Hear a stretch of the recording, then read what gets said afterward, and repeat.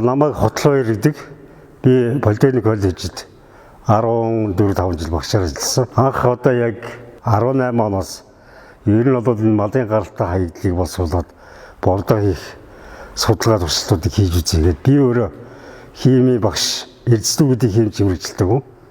Тэгээ яг өөрийнхөө мэргэжлийн чиглэлээр судалгааны ажлаа эхлүүлээгээд тэгээд энэ чиглэл рүү ороод 18 оноос хойш Баруун Монгол Интернэшнл компани дээр шууд төвдөнд орж явахдаа уулзаал танаа гарч байгаа хаягдлуудыг би боловсруулаад би бордоо хийх туршилт хийж үзье гэсэн болно гээд тэгээд тэдний дээр байгаль хон төхөөрөмжөд авчичаал тэгээд ажил эхлүүлсэн. Одоо манайх одоо 4 төрлийн бордоо, нэг сайжруулсан хөрсний нэмэлт 2 бүтээгдэхүүн одоо гарч чаддаг байна.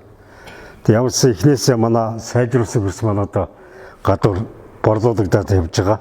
Улаанбаатар хотод болно аймгийн төвд. Эхний бодлоо манай нэг хаягдж байгаа арсныг боловсруулад арсны бордоо гэж манайх гарч байгаа.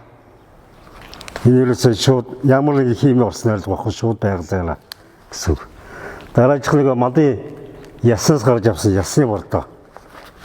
За энийг бол ясны бордоо гэж шууд бордоо болгож шилжүүлж болно. Зарим тохиолдолд нөгөө малын тэжээлд нэмэлтээр хольж өгөөд кальци халамжийн төртөд тэжээл болгож хэрэгж байгаа.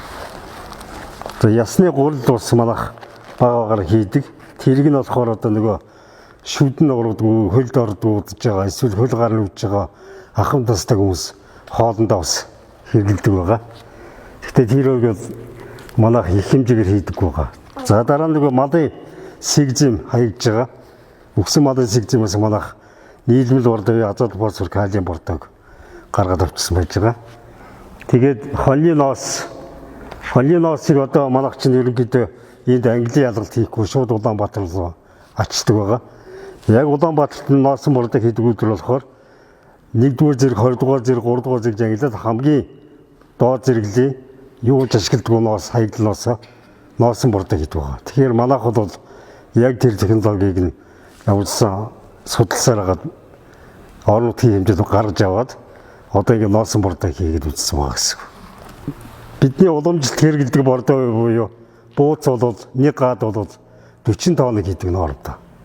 Одоо яг хүүхэн цав юм л. Тэгэхээр асар хялгаагц 40-тэйхэн бага.